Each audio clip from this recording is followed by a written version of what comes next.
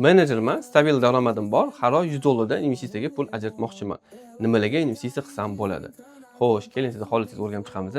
Birinchidan, agar siz menejer bo'lsangiz, investitsiyaga sal ko'proq pul ajratishni boshlang. Sekin-sekin bo'lsa ham uni miqdorini oshirib boring, kelajakda bu sizga yaxshi natijalar olib keladi. Keyin investitsiyaga keladigan bo'lsak, birinchi o'rinda bu oltin.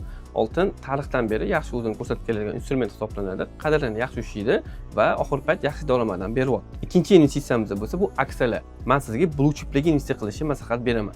Blue chiplar qiymati katta kompaniyalarning aksiyalari hisoblanadi. Faqat bu aksiyalarning hammasi ham joiz hisoblanmaydi. Men o'quvchilarimga doim joiz va nojoiz aksiyalarni ajratib olishni o'rgatib kelaman. Sizga ham shuni o'rganib olishni maslahat beraman. To'g'ri, investitsiyalar tez natija olib kelmaydi. Bizga sabr kerak bo'ladi. 5-10 yilda sizning pullaringiz 10-15 baravariga oshib ketishi mumkin. O'zi bitta zo'r gap bor.